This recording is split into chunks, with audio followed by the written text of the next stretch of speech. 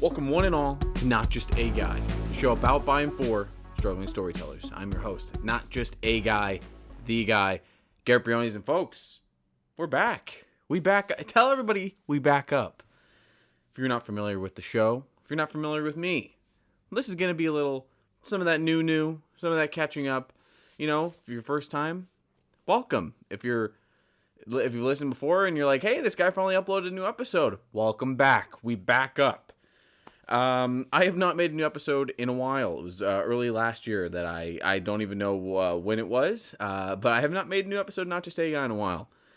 For those unfamiliar, Not Just A Guy, like I said up top, show about, by, and for struggling storytellers. The show has always been about giving a voice to people that want to make it in storytelling in a time when it is extremely hard to make it as a storyteller.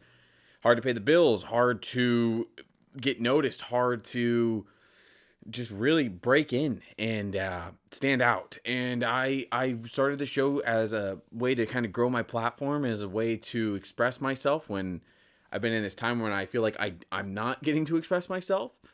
And I really want to get back to doing it. I've missed the show. I have a friend, a coworker, and again, I'll catch up on life stuff, who, asked me about the show a lot. And, I had my buddy make music for the show, and I haven't gotten to use that. You would have heard that up top. My friend, Cruz, made the awesome new Not Just A Guy theme, a theme that is wholly unique to the show, not just something I've licensed. I've loved the music I've licensed in the past, but I wanted something that felt like me, that felt like that energy, felt like that, like I'm the guy, I'm the guy.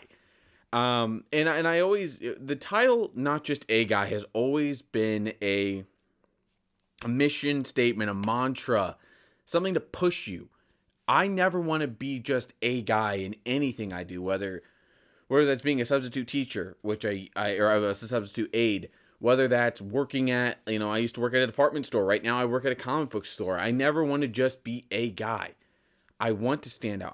Even when I was, in high school, I was an AP student. In college, I graduated magna cum laude. I can actually see, for the first time in a long time, I can actually see my college diploma.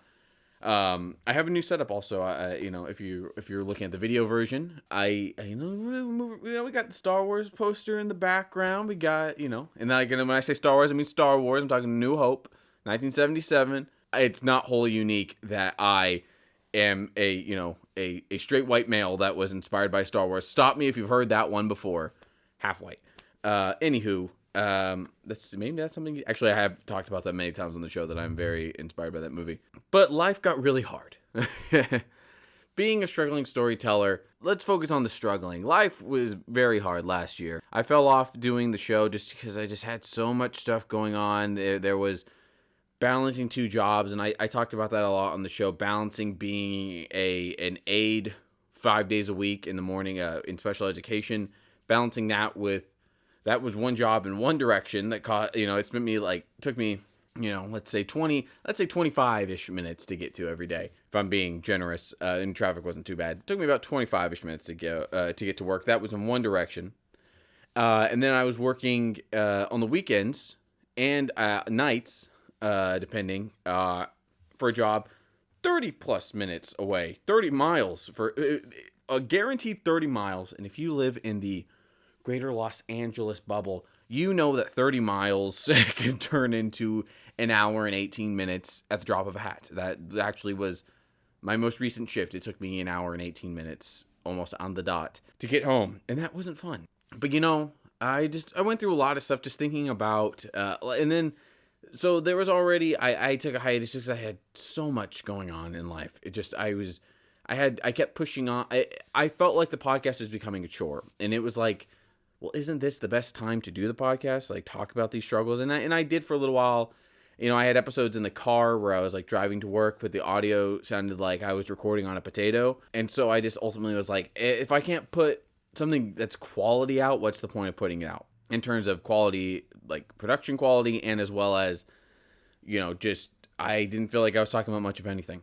And then towards the end of last year, I kept saying, I'm going to get it back. And then I just went through a truly just maybe the worst mental state of my entire life, just thinking a lot about life and thinking about time and existence, and just thinking about what am I putting out there, how am I spending my time, how much time do I have, in general, like, and I at the time I was having this thoughts. I was 25. I'm now 26, and people are always telling me like, oh, you're so young, and like, yeah, that's awesome, that's great. That does, sometimes it is nice to hear, because it does make me think I have more time.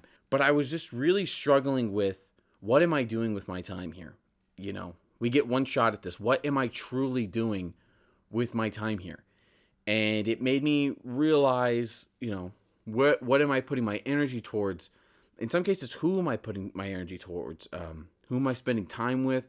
Am I making the most of that time? Am I wasting precious moments of my life? There's like staring at a phone screen all the time. Yeah, it got really hard. I got into some dark places, but I'm man enough to tell you, and I hope someone needs to hear this. I finally started going to therapy. I told people for years, like, I probably will eventually go to therapy. I think that is something worthwhile. Never was ever thinking like, oh, I'm above this. Oh, I don't need this. I'm a big, strong man. I don't need no therapy. Yes, you do. You need it. I needed it.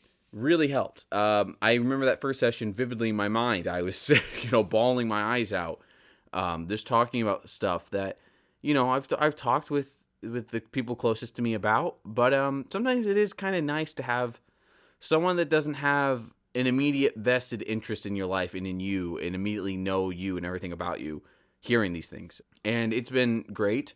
I haven't gone in the new year just because there's been some changes in the insurance stuff and just, adult things. And the provider, I'm hoping to get back up into that soon. That it actually reminds me I need to get back to setting that up, because it is very valuable. And I know you hear that people say this all the time, but you are not alone.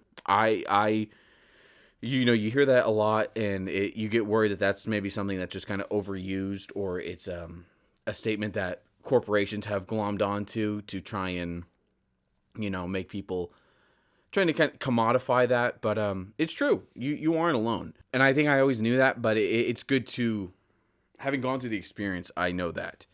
And I'm really trying to work on that. So that's where I've been. That's why I haven't. I felt so far, so far down into this well of just self-pity and self-doubt and depression and anxiety. That's my biggest thing, is I already have known I'm an anxious guy. And going to therapy really made me realize, like, gosh dang, I'm an anxious man. To the point where, like, I'll drink like a thing of, which caffeine doesn't help with anxiety already, but like, I'll drink an energy drink and my heart, I'll get like the slightest little bit of like tension in my chest, and then I'll start having like an anxiety attack, because I'm like, oh my gosh, my heart is giving out. It's time. It's like, and then it's funny enough, once I realized how ridiculous that was, I'll have energy drinks and my heart won't hurt at all. My chest doesn't hurt at all, because I'm realizing, Garrett, you're being ridiculous. I mean, yes, I need to, probably need to get stuff checked, but, it's just like, it's been a very tumultuous time, but I'm finally feeling in a better place. And, therapy has been a big help. And like I said, I'm going to get back up into that, but also just trying to be more present and, and go out to the movies with my fiance more. Look forward to the fact that I'm getting married this year. I've fallen off a little bit, but like playing video games with my friends, like that's something that's been, like, I haven't done that in years. And just because I usually just play like games by myself, but then I also have my buddy Tristan I play games with, but like playing games with a lot of my other friends. And we were on the Marvel Rivals train. They're still going. I kind of fell off because of just work hours, and then I'm just like so many levels behind, but maybe I'll get back up in there. Once you get Cyclops up in that game, I'll be there. I'm saying it right now. Once Scott Summers is up in that game, you will have to break my hands to get me to not hold that controller and play as Scott Summers. That's my boy. One of the greatest Boy Scout characters of all time. My king. My ruby quartz glasses wearing king. Finally getting the love he deserves. I got the receipts. I remember all y'all saying, oh, Cyclops is boring. Go with Wolverine's back. I remember. I'm looking right down the barrel of the camera if you're watching the video version. And if you listen to it, go to this. I remember. Okay? I forgive, but I do not forget. Okay. You remember that. But yes, I've been doing stuff like that. I've been just trying to watch more movies. Like that's always been a big goal. Is every year I want to watch more movies than I watched the previous year. That being new, been a little. I've had a lot going on in January and February, so it's been a little rough. But trying to consistently see, at the very least, I'm trying to see 5 new releases a month and 5 releases from a previous year. Let's see what off the top of my head. That's also something is I like to highlight other storytellers and other stories besides just my own and my guests. We'll get to guests in a little bit. I liked Ronin a lot. I watched that for the first time. Bobby D. That was really good. I really liked that. It's gonna be released the year I was born, so that was cool. And then as far as like new releases, it's a little slow going so far, but I really liked so far the 2 new releases, 2 stories that have been told that I really like. Den of Thieves 2. Loved it. Loved the buddy cop feel. Loved the ending of that movie is the final like couple shots. I won't spoil it. Are burned into my mind, and I can hear the music. It's a very popular song, and it's one of the most beautiful things I've seen all year. Literally just this actor's face with happiness on his face is like my favorite thing I've seen all so far this year. Just that alone, like the acting and that, like there's a specific, I can see it in my mind. There's a specific shot of just the most pure, unfiltered happiness I've seen in anything so far this year, and I love it. And Presence, Soderbergh, I need to watch more Soderbergh. He is a filmmaker. Every like year I try to kind of pick a couple filmmakers and I catch up on blind spots in their filmography. Soderbergh is one I'm really behind on, and I know I need to catch up on his stuff. The Ocean's movies, Kimmy. I'm really excited. He has another one coming out this year I'm going to check out. He's someone I really have to catch up on a lot of his work. Last year was Michael Mann, which for the longest time, the first episode back was going to be just, I was going to catch you up on what had going on and then just talked about Michael Mann. I could do that right now because it's my podcast and do whatever the heck I want. Michael Mann is one of my goats, one of my kings.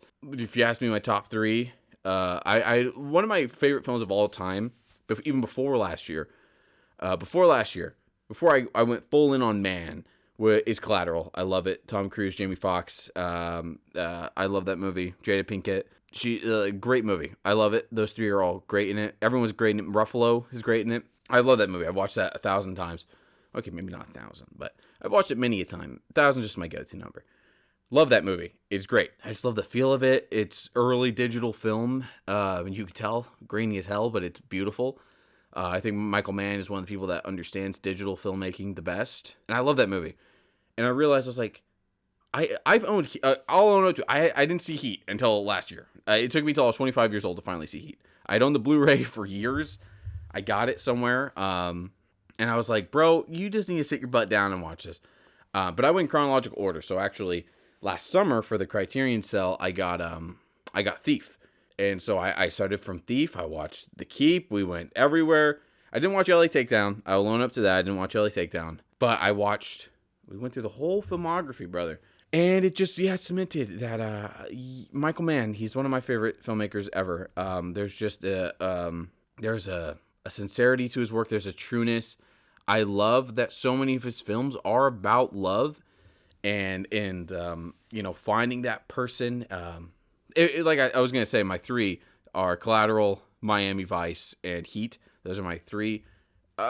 You could probably, Collateral I have a lot of affinity for just because I've seen that one the most. But I feel like those 3 could just kind of keep like, blah, blah, blah, blah. But I really also loved Manhunter. That movie is crazy. The first depiction, I'll own up to another thing. I haven't seen Silence of the Lambs, and I own up to these things because I'm talking. There's a person who's listening. He's my friend. Hi, Julian. People, it's not even just him, but I just know he's listening because he's my number 1 fan. Julian, this one's for you. Leave people alone for not having seen movies. Okay, life is hard. There's a lot of other stuff going on in people's lives. There's a lot of media out there. There's streaming services, there's books, there's comic books, there's music, there's YouTube, like stuff on YouTube, web series. There's stop in 2025. Stop getting mad at people for not having seen stuff. Okay, It's like, oh, you haven't seen zubba zubba zubba da. It's like you haven't seen. No, I'm sorry. I was too busy watching Cellular 20 times back in high school. Okay, because Chris Evans was running around doing cool stuff and Jason Statham was chasing him. Okay, I'm sorry. Okay, I'm sorry. I didn't see this thing. I was reading Invincible in my apartment in college. Okay, I was too busy. That's what I was doing. Okay, I'm sorry. I'm sorry. Okay, it's like not everybody has to see everything. That doesn't make you any less of a lover of cinema or anything. Oh, you haven't read this book? No, I haven't because I was reading other books. Oh, you haven't watched this show? No, I was busy watching other shows. I was out doing this. I was walking my dog. I'm sorry. Leave people alone.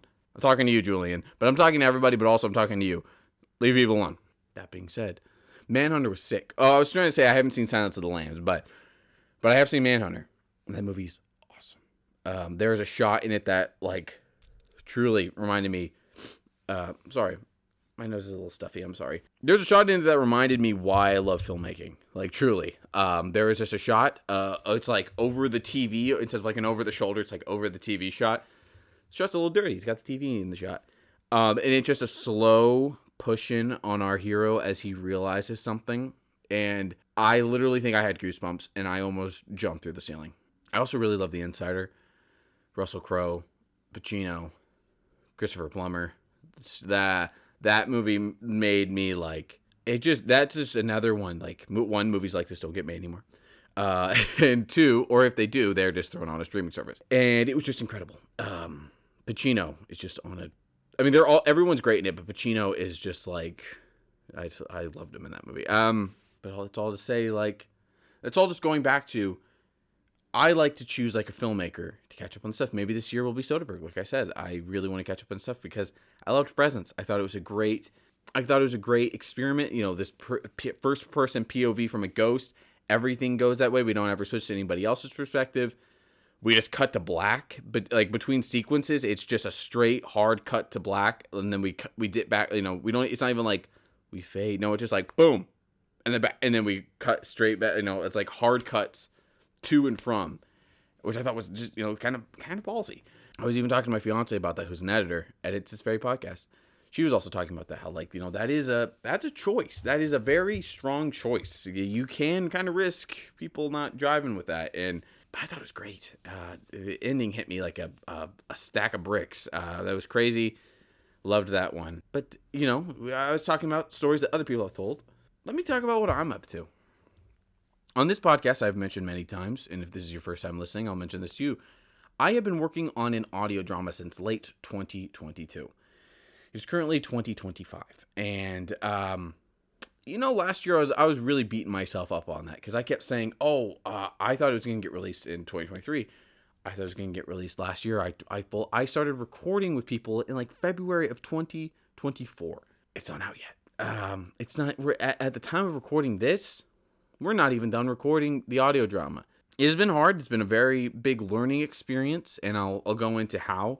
But it has been a very, very trying process. It's been rewarding in many ways, but it's also been very trying. Now, what have I learned from this, okay? Well, I have learned patience. I was so enamored with the idea of getting it out last year that I kept beating myself up about it.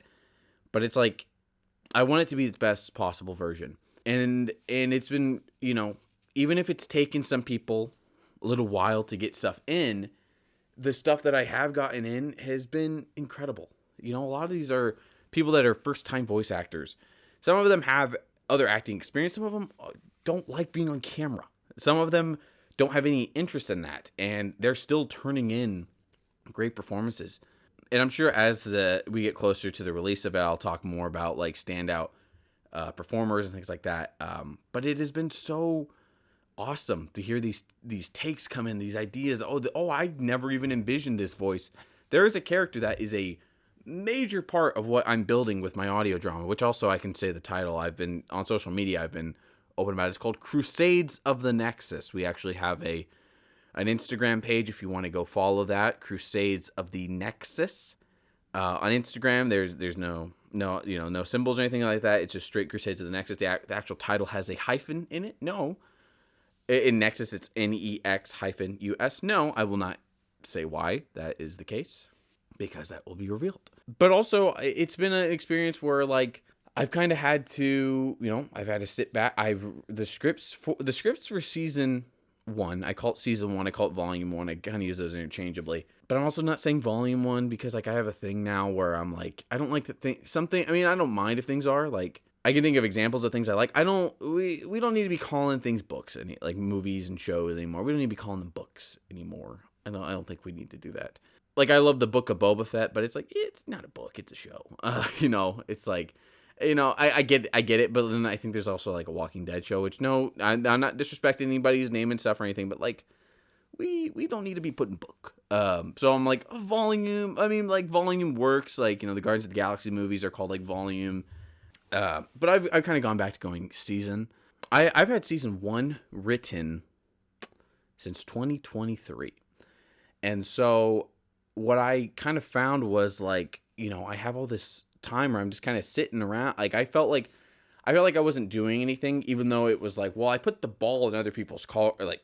It's time for them to take the shot. It's not me. I don't have the ball. You can tell I'm a man who does not watch sports. I watch professional wrestling. That's it. It's like, let me make it wrestling. I can't get the pinfall if I'm not the legal man. If I'm not tagging into this tag match, I can't get the fall. I have to just watch them and hope they pin them. It's like, I can't beat myself up because it's like, I've tagged them in. It is their turn. They can go get the heat. They can do their high spots. It's all on them. I'm just there on the apron waiting for them to tag me back in so we can hit the finisher and we can go home, take this home, 1, 2, 3. But so I told myself, like, okay, what's the productive thing you can do? And for Crusades of the Nexus, I have a lot of stories. I think if you're unfamiliar with, but because I've been kind of vague when I talk about it, especially if you're new or old. Little Fitzy boy shifting around a little bit. Fitzy boy is my son. He is a very long dog, and I love him. Crusades of the Nexus is a supernatural sci-fi audio drama. I actually, just to be cute, and I'll talk a little bit about my entity for Bachelor Class. This is technically a Bachelor Class production. Used to be Not Just A Guy Productions, but then I have this other thing I've been cooking up for a long time called Bachelor Class. And I decided Bachelor Class, I would rather have that be my entity, because that's what I want to bring to the world. Talk a little bit about that in a second. I have a lot of things I keep saying I'm going to talk about in a second, and I hope I get to all of them. What I'm trying to say is, I like to say that we are making audio pictures. That is, we're not making audio, we are making audio dramas, but we're kind of trying to make them our own and do our own thing in the medium. They're not audio books, but they are, we're playing with form and format as far as release goes, and we've been inspired by some audiobooks. I listened to Best Man's Ghostwriter with Glenn Powell, because I'm a Glenn Powell girly, and really dug that, and it was interesting to see how that was released as just one big chunk, but there was chapters and things like that, and I was like, oh, could we maybe do that for our thing? But I like to call it what we're doing audio pictures, just because my goal is to make it feel like you're watching a movie in your mind. Like you're hearing a movie, basically, is how we're kind of approaching Crusades of the Nexus, because all the idea, not all, I won't say all, most of the ideas, especially in that first season of episodes, which is 5 episodes plus a short film, or I guess I should say a short film plus 5 episodes. It'll make sense when it's all released. They were all ideas I had, again, more or less. No, actually, thinking about just the first season alone, those 5 audio episodes you will hear, they are all based on short film ideas I had. I realized I would not feasibly be able to make them for a long time, because I didn't have the money on my own. I didn't have a platform to really, get to do a crowdfunding sort of deal. I didn't think I'd have the support, because in the past I tried to do crowdfunding for my what was supposed to be my thesis film in college, and people didn't show up, and I don't blame people for that, because it was still, late 2020, early 2021, still in the height of the pandemic. I don't blame anybody for that, but I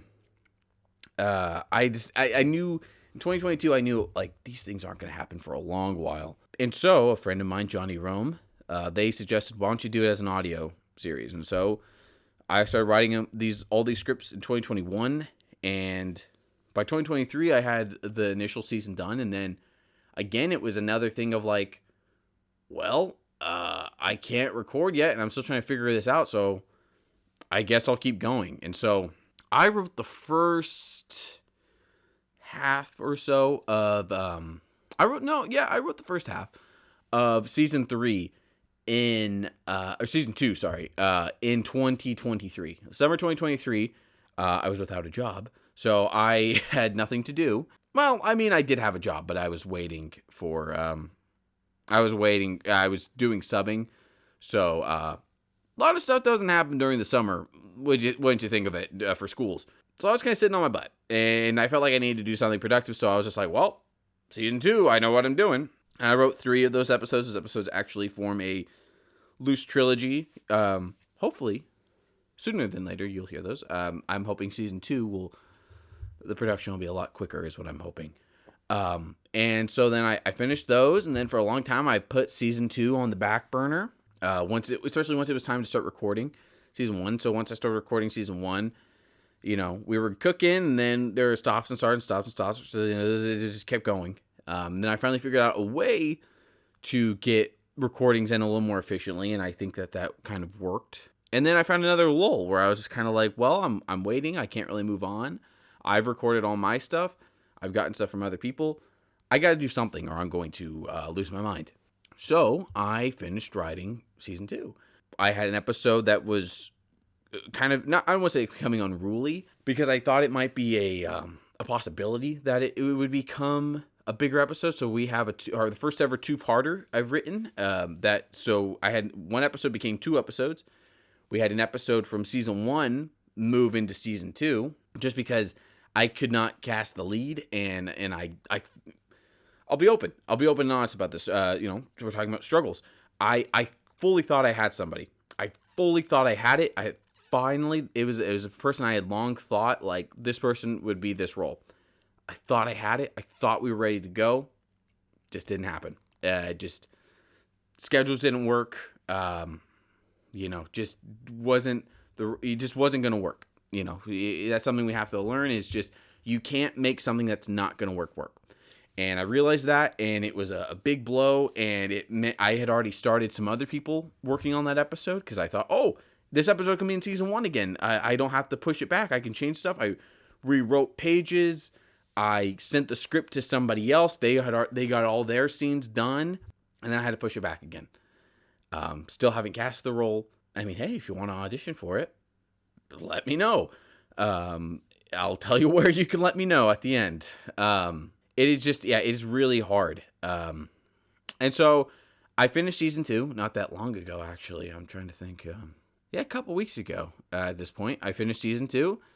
Again, I found myself at a point where it's like, well, I'm still waiting on people to get me stuff for season 1, so I need to do something productive. And like I said, my hope and my goal is that season 2 is a lot easier to get the ball rolling on as far as recording other people. I finished writing season 2, and I still felt like I was kind of sitting on my hands, and so I already have started on something else. I have already I have a lot of audio projects in the works.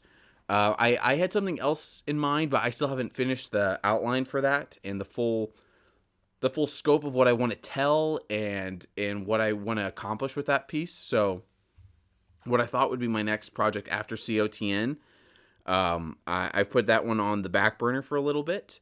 And so I'm working on something else. Actually, before recording this, I was writing. And it is tangentially related to, I wouldn't say tangentially, it's fairly related to COT. And there's a character from Crusades of the Nexus that I have fallen in love with. I love him.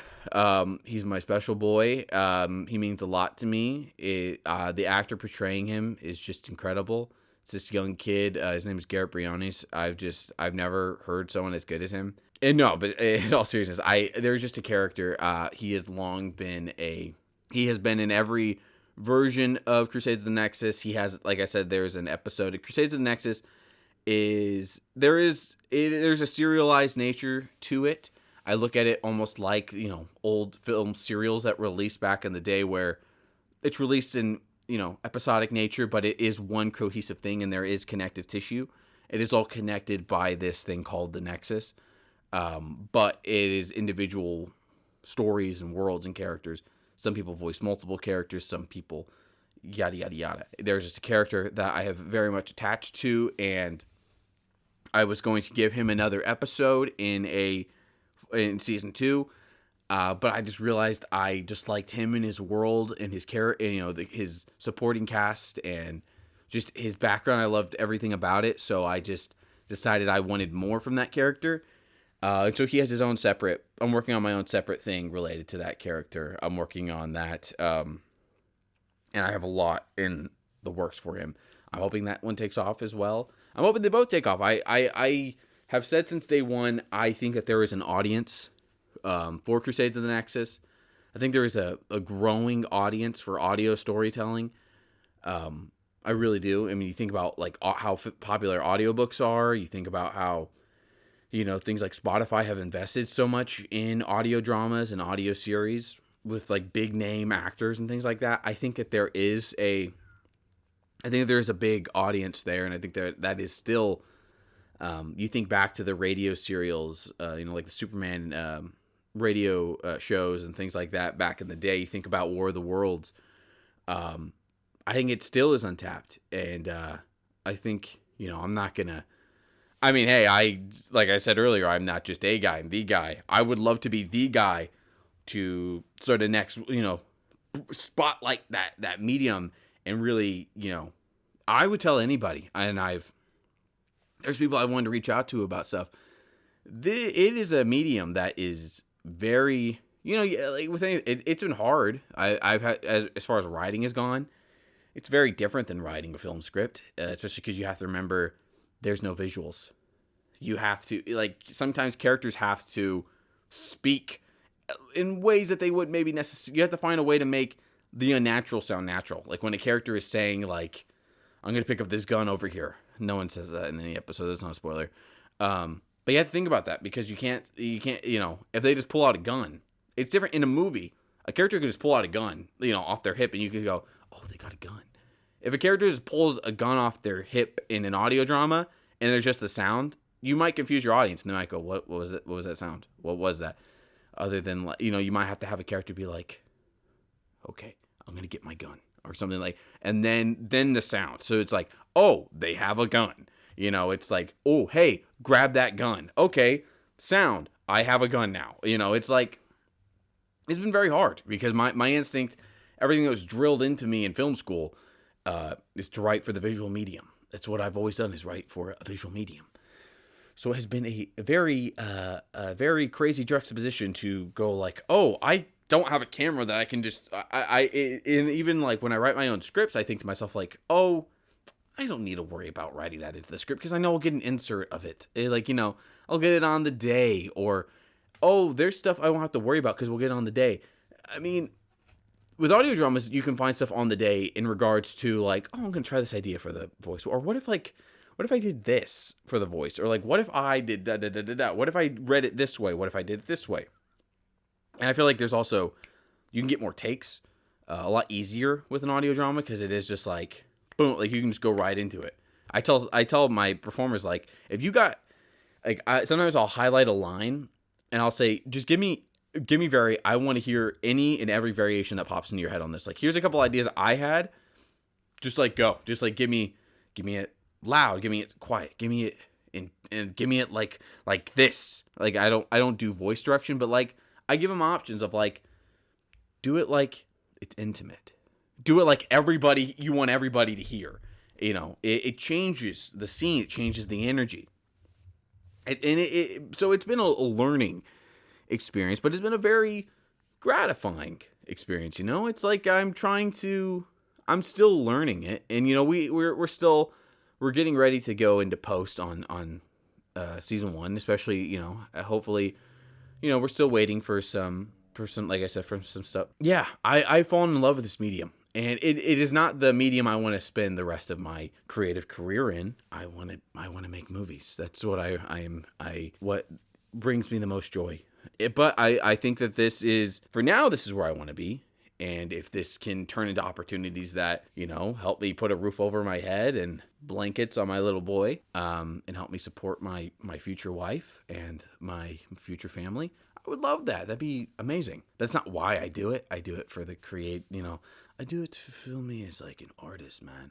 But also, buttloads of cash sounds really nice too. I'm joking, but it's like one of those things where, like, money would be nice. It'd be nice to have compensation so that I can just focus on the creative stuff and I don't also have to worry about, do I have enough money to go buy a deluxe box at Taco Bell right now, or is all of that money going to buy, going towards insurance?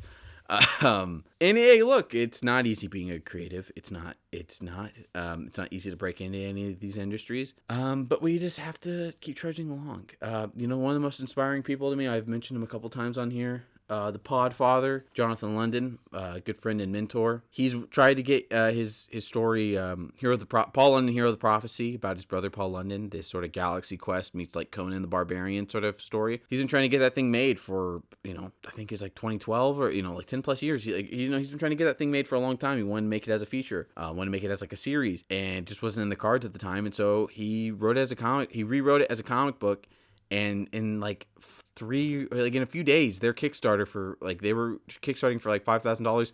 They made that thing they already blew past it. They're already over, and they still have like a ton of time to go at the time of this recording. And that stuff is so inspiring to see. It's just he telling his stories on his own time, but telling it on his own terms, like that. That's what I think this year is about: is telling our stories on our own terms. It is hard to be a creative. It is hard to be a struggling storyteller. We are storytellers, but the struggle is real, okay? The struggle don't get any easier. But we need to keep the creativity going. Hashtag keep the creativity going. That's what I'm doing. Finished my audio my set of scripts for season 2, and I didn't want it to feel like I was sitting on my butt, so I was like, you know what? Boom, we're going right to the next one. And so we're on to the next one.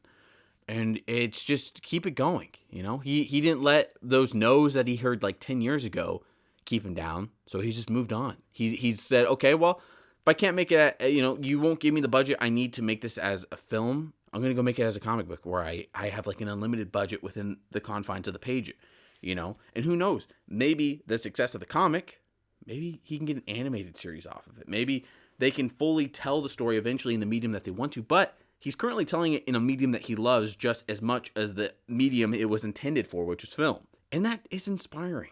I love film. It is that degree that I'm staring at that is behind a Superman figure. You can debate what the importance of either one. Look, I'll even say that. Look, I went to film school. I started January 2018, finished June 2021. That piece of paper over there has not gotten me a single thing in film. It has not. Nor did I expect it to. But I went to school for that. I went to school during the pandemic. I was on Zoom staring at a camera. That piece of paper has not gotten me anything. And that is to say that there are no guarantees in life. That piece of paper has gotten me more jobs that have nothing to do with film than it has gotten me things that have to do with film. All that is to say, it's not me, taking pot shots at the film industry or taking shots at the film school industry. Film school, I don't know. It is to say, nothing in life is guaranteed. And I think that that's something I learned through my therapy. It's something I already knew, but was highlighted, I should say, through therapy, through my introspection, through doing writing these scripts when I'm waiting on stuff. Nothing in this world is guaranteed. No one's going to give you anything. If anything, people are going to take stuff from you. They're going to take resources. They're going to take time. Lord forbid they take lives. But nothing is guaranteed.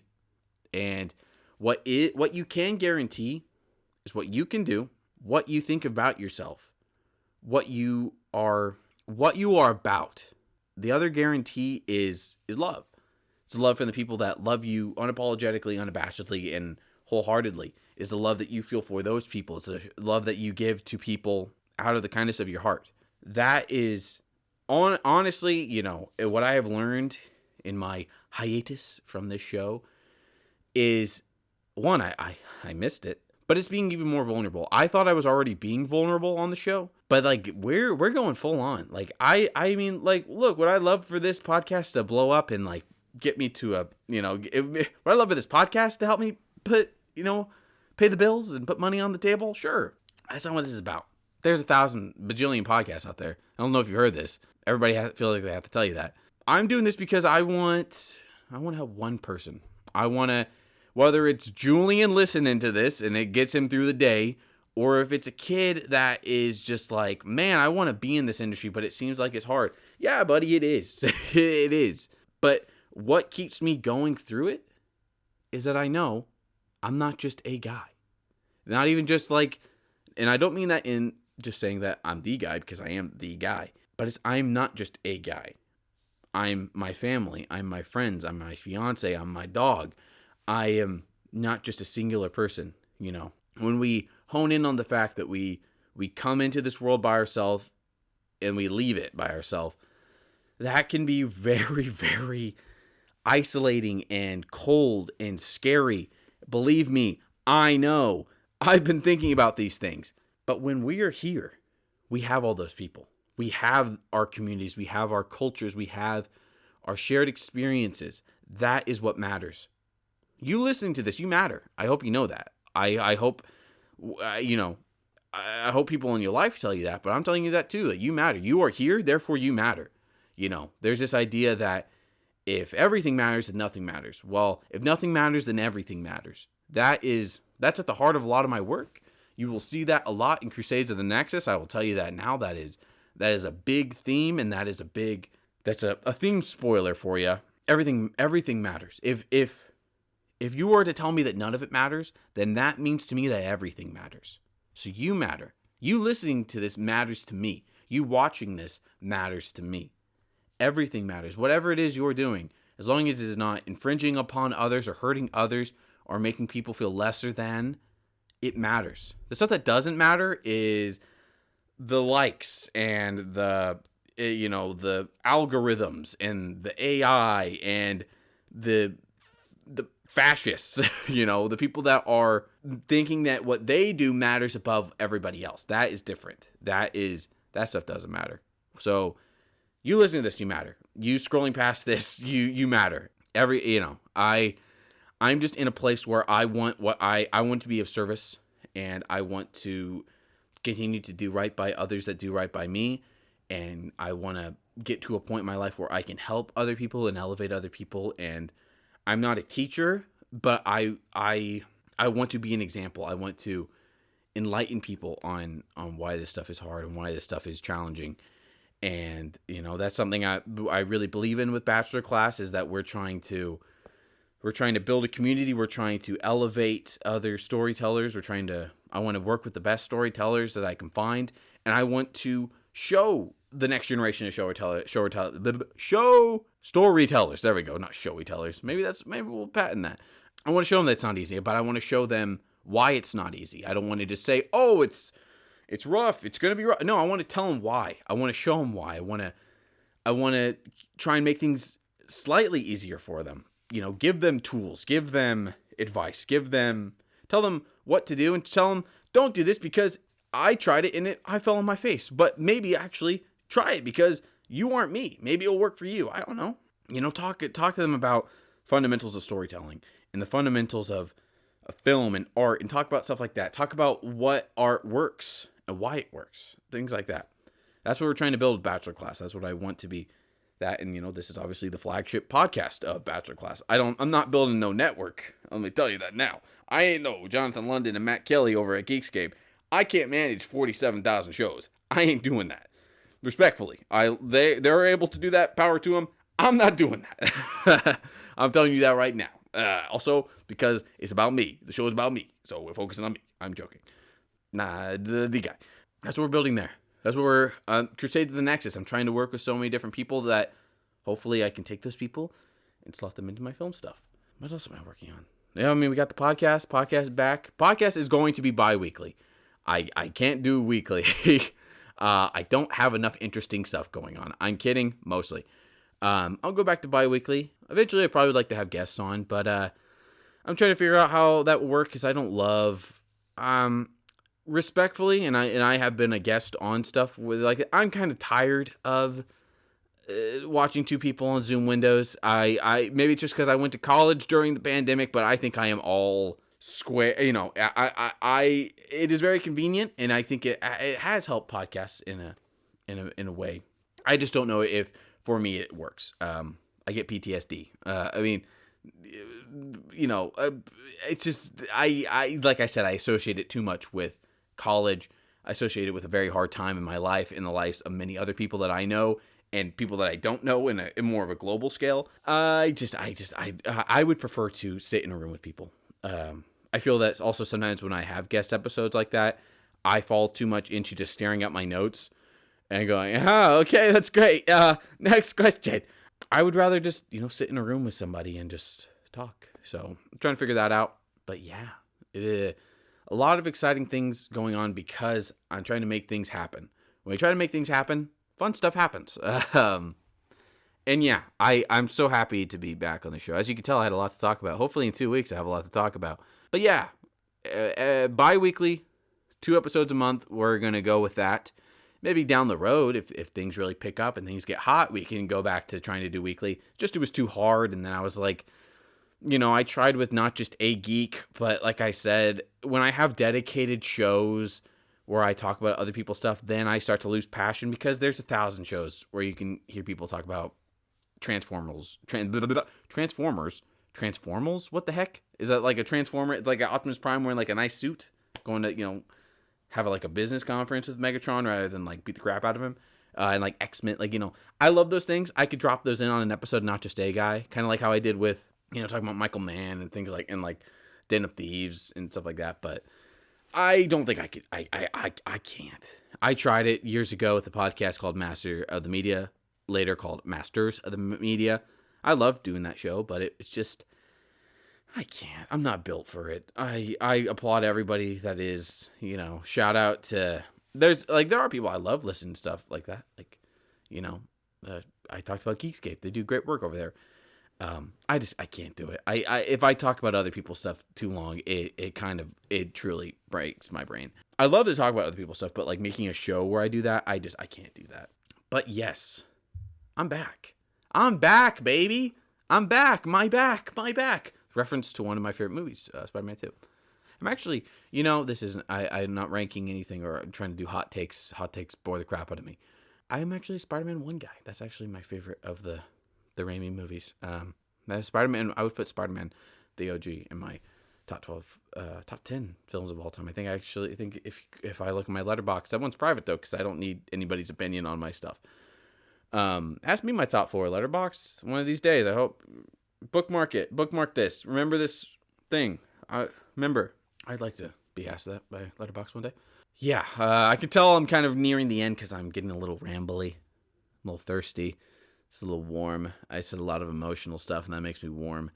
I'm a warm man. I run warm, okay? See, I'm being open and honest with you, okay?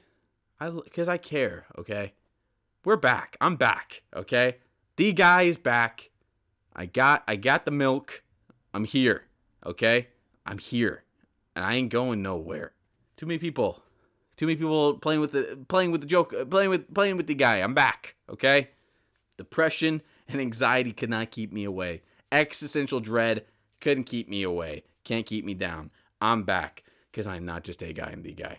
Thank you all so much for checking out the show. Really appreciate it. You can follow specifically Not Just a Guy, the podcast. You can follow me at Not Just a Guy Pod on Instagram. You can also follow Bachelor Class, because Bachelor Class and Not Just a Guy are related. But if you want to follow Bachelor Class, that's where you'll hear stuff about audio dramas and video. I have a video coming up fairly soon for Geekscape. It's a video tying into Daredevil Born Again. That will be released, I believe, on the 1st of March, right before Daredevil Born Again releases. The video is about Daredevil so far in the MCU. And see, this is the kind of stuff that I like to, see, if I'm going to put my time into talking about other people's art, I want to make a big thing of it. I want it to be nice. I want it to be well done. I want it to be every now and then And that's what that video is. Very proud of that video. I really like the cold open that we shot for that one. The closest thing I've done to a short film since the last Daredevil video I did for Geekscape about almost 3 years ago. I'm really proud of that video. Really happy with it. So if you want to go check that out, that will be on the Geekscape TV YouTube channel on, like I said, I believe March 1st, right before the show pops off. Not Just a Guy Pod, Bachelor Class on Instagram. You can also follow Crusades of the Nexus, has an Instagram page as well. But as far as this show goes, I would say follow Not Just a Guy Pod and Bachelor Class. I have been your host. Oh man, this is everyone's favorite part. It's a favorite part. Ready for it? Are you? I'm ready for it. I'm gonna get positively giddy. I have been your host, not just a guy, the guy, Garrett Briones, and I will talk at you next time.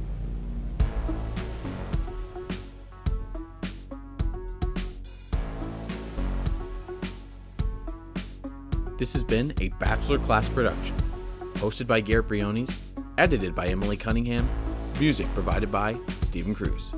For more information, follow us at Bachelor Class.